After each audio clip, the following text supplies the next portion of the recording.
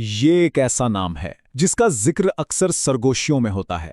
ISI, Pakistan की ताकतवर और पुरस्कार इंटेलिजेंस एजेंसी, दोस्तों के लिए एक अहम इत्तेहादी और दुश्मनों के लिए एक खौफनाक साया। तो चलिए इस राज से पर्दा उठाते हैं कि इसके पीछे की असल हकीकत क्या है। इस एजेंसी को समझने के लिए शायद सबसे बेहतर शुरुआत एक बहुत ही आला अमरीकी ओहदेदार के इस बयान से हो सकती है। ये अल्फाज कि हक्कानी नेटवर्क आईएसआई का स्ट्रैटेजिक बाजू है, इस इदारे की आलमी साख और इससे जुड़े गहरे तनाज़ात की संगीनी को वाज़े कर देते हैं। तो सवाल ये उठता है कि इन तमाम इल्ज़ामात और शोहरत से हटकर ये ताकतवर और पुरस्कार आईएसआई आखिर है क्या चीज़। आइए इसकी तहों को खोलते हैं और जानने की कोशिश करते हैं कि ये एजेंसी दरहकीकत काम कैसे करती है। सबसे पहले इसकी बुनियादी शनाख्त को देखते हैं। अक्सर एक इस्तिलाह इस्तेमाल होती है, रियासत के अंदर रियासत। आखिर इसका मतलब क्या है? देखिए, सरकारी तौर पर तो इंटर सर्विसेज इंटेलिजेंस यानी आईएसआई पाकिस्तान की सबसे अहम फॉरेन इंटेलिजेंस एजेंसी है। इसका काम काउंटर इंटेलिजेंस, जासूसी और खुफिया ऑपरेशंस यानी हर वो काम जो पाकिस्तान की कौमी सलामती के लिए ज़रूरी समझा जाता है। लेकिन ये तो हुई कागजी बात, हकीकत इससे कहीं ज़्यादा पेचीदा है। आईएसआई को पाकिस्तान के ताकतवर तरीन इदारों में से एक माना जाता है, इतना ताकतवर कि उसके सरबराह का शुमार मुल्क के सबसे बाअसर लोगों में होता है, और आम तासुर यही है कि उसकी ताकत शायद मुंतखब हुकूमत के बराबर या कुछ लोगों के नज़दीक इससे भी कहीं ज़्यादा है। तो इतनी ताकत आई कहाँ से? इस सवाल का जवाब इसकी तारीख में छुपा है। ये एजेंसी असल में जंग और ज़रूरत की पैदावार है।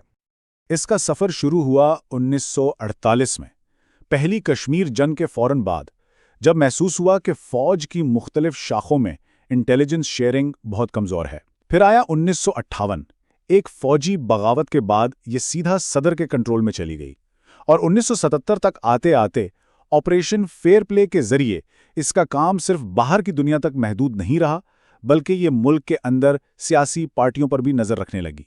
यानी इसकी ताकत में मुसलसल इजाफा होता चला गया। लेकिन आईएसआई के लिए जो सबसे बड़ा टर्निंग पॉइंट था वो थी सोवियत अफगान जंग। यही वो वक्त था जिसने इस इदारे को आलमी सतह पर एक बहुत बड़ा खिलाड़ी बना दिया। 1980 की दहाई में इसकी खुफिया कार्रवाइयों को अचानक बहुत ज़्यादा फ़रोग़ मिला, और इसकी वजह था ऑपरेशन साइक्लोन।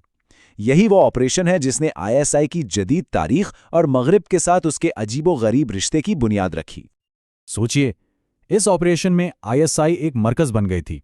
अमेरिका की सीआईए, ब्रितानिया की एसआईएस, चीन, सऊदी अरब और दूसरे कई मुस्लिम मुल्क, इन सब की फंडिंग, इन सब के हथियार आईएसआई के जरिए ही अफगान मुजाहिदीन तक पहुंचाए जा रहे थे। और ये वो लम्हा था जब आईएसआई ने आलमी स्टेज पर कदम रखा। अच्छा, ये तो हुई बाहर की बात, लेकिन इस ब्लैक बॉक्स के अंदर क्या है? चलिए इसकी अंदरूनी साख्त को समझने की कोशिश करते हैं। सबसे ऊपर होता है डायरेक्टर जनरल यानी डीजी। रिवायती तौर पर यह पाकिस्तान आर्मी का एक हाजिर सर्विस 3 स्टार लेफ्टिनेंट जनरल होता है। और यहाँ पर सबसे दिलचस्प बात यह है कि डीजी सीधा वजीर आज़म और आर्मी चीफ दोनों को रिपोर्ट करता है। यही दोहरी रिपोर्टिंग इस ओहदे को इंतहाई ताकतवर बना देती है।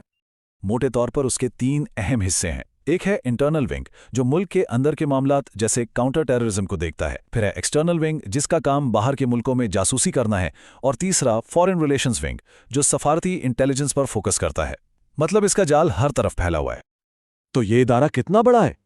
सरकारी अदादोशुमार तो कभी सामने नहीं आते, लेकिन अंदाज़ा है कि इसमें तकरीबन 10,000 अफसरान और अमला है, और इसमें मुखबिर या असासे शामिल नहीं है। इस पैमाने पर यह दुनिया की सबसे बड़ी इंटेलिजेंस एजेंसियों में से एक बन जाती है।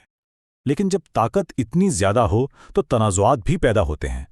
तो अब आते हैं उस हिस्से की तरफ जो आईएसआई की बैनुल-अक़वामी शोहरत की वजह भी है और बदनामी की भी, यानी इस पर लगने वाले संगीन इल्ज़ामात।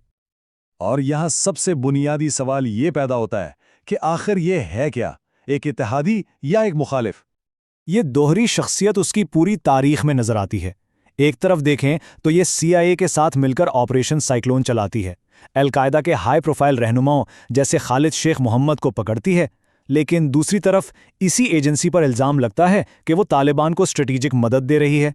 2008 में काबुल में भारतीय सफारत खाने पर हमले के पीछे भी इसका हाथ बताया जाता है, और कश्मीर में शोरिश को स्पॉन्सर करने का इल्ज़ाम तो हमेशा से ही रहा है। और जिन गिरोहों की हिमायत का इल्ज़ाम इस पर लगता है, उनकी फहरिस्त भी काफ़ी लंबी है।